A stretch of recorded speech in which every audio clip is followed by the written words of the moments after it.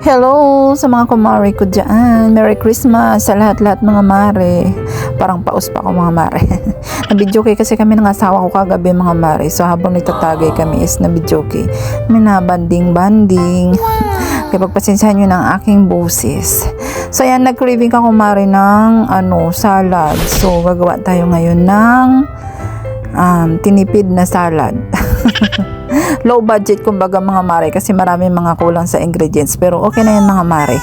So ayan, hugasan natin maayos ang ating lettuce at saka ng pipino na slice na natin. Tapos yung unang nilagay ko dun mare is yung may kami dito sa bahay, watermelon na yung kulay dilaw pero hindi pa siya gaanong hinog pero matamis siya mga mare.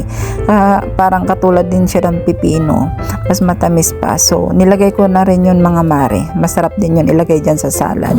So ayan, slice na natin ang ating pipino. So after ng pipino niya, halo ko lang. Then ang susunod ko dyan mga mare is yung susunod dyan? Carrots mga mare. So nagbalat ako ng carrots.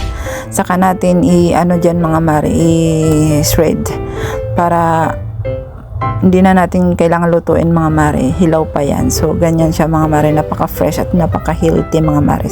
So naglaga ako ng 3 itlog. So ayan, para mas mare, malinamnam yung ating salad. So yan, medyo hindi siya gaanong kumbaga malasado mga mare yung tawag sa amin. So ganyan yung gusto kong laga ng itlog mga mare. So after nya, nilagyan ko ng paminta at saka ng konting asin para magkalasa. So ayan, nilagay na natin ang ating mayonnaise. So yan lang yung ingredients niya mga mare kasi wala tayong budget sa mga olive oil o kaya sa mga sesame seeds, mga ganun mga mare. Nakikita nyo ba sa mga Facebook mare, di ba naglalagay sila ng mga ganun? So dahil low budget tayo mga mare is asin, paminta at saka ng mayonnaise, itlog. Yun lang mga mare. So yung tatlong nakita nyo dyan na parang slice na longganisa mga mare, isobra ng anak ko yun nung nakaraang araw. So nilagay ko na rin mare para hindi na sayang. So parang imaginein ko na lang na bacon yun. So ayan mga mare, kain na tayo.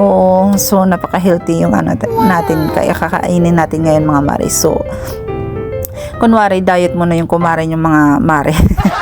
Pero mamayang gabi kakain niya ng kanin. So ayan, napakasarap mga mare. Tagal ko nang hindi gumawa ng ganito, kaya parang na-miss ko talaga siya mga mare. So ayan mga mare, kumuha na rin kayo ng inyong kakainin dyan. Sabay-sabay na natin kainin ang aking gawa. So Merry Christmas mga mare. Hanggang dito na lang muna ang aking video.